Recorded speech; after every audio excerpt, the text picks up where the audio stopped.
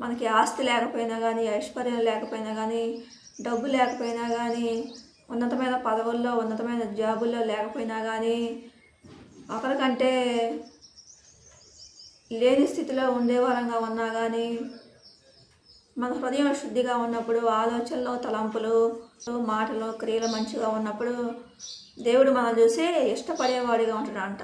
సమూయేలు ప్రవక్త కూడా మెస్సియా కుమారుడైన ఒక కుమారుడు అందంగా ఉండని, అతడు ఎత్తుగా ఉండని, అతడు అందంగా ఉండని అతన్ని అభిషేకించడానికి పోయినప్పుడు దేవుడు అతన్ని అభిషేకించబాకు అని దేవుడు సెలవిస్తూ ఉంటాడు. దావీదుని చూపించి అతన్ని అభిషేకించమంటా ఉంటాడు.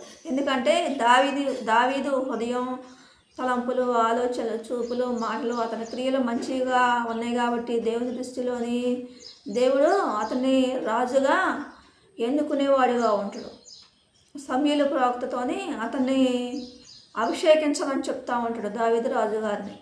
ఒక రాజుగా దావీదుని అభిషేకించమని చెప్తా ఉంటాడు.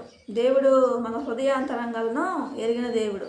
మన హృదయం, మన తలంపులు, ఆలోచన, చూపులు మంచిగా ఉంటే దేవుడు మనం చూసి ఇష్టపడేవాడిగా, ప్రేమించేవాడిగా. సామెతల గ్రంథము 27వ అధ్యాయము 11వ వచనం చదువుకుందాం. నా కుమారుడా, జ్ఞానమును సంపాదించి నా హృదయమును సంతోషపరచుము. దేవుడు ఎక్కడ ఏమంటాడో, నా కుమారుడా, జ్ఞానము సంపాదించి నా హృదయాన్ని సంతోషపెట్టు, నన్ను సంతోషపెట్టు అంటాడు దేవుడు. అంటే నా కుమారుడా, నువ్వు పరిశుద్ధమైన జీవితం జీవించి నన్ను సంతోషపెట్టు అంటాడు దేవుడు. అందుకే దేవుడు అంటాడు. సామెతల గ్రంథం 27వ అధ్యాయము 11వ వచనం చదువుకుందాం. నా కుమారుడా, జ్ఞానము సంపాదించి నా హృదయమును సంతోషపరచుము. సామెతల గ్రంథం 23వ అధ్యాయము 16వ వచనం చదువుకుందాం. నా కుమారుడా, నీ హృదయమునకు జ్ఞానము లభించినలా నా హృదయము కూడా సంతోషించును. మనం పరిశుద్ధంగా ఉంటే, మన తలంపులు మంచిగా ఉంటే, మన ఆలోచనలు మంచిగా ఉంటే, మన చూపులు, మన మాటలు, మన క్రియలు మంచిగా ఉన్నప్పుడు దేవుడు మనం చూసి సంతోషించేవాడుగా, ఆనందించేవాడిగా ఉంటాడంట.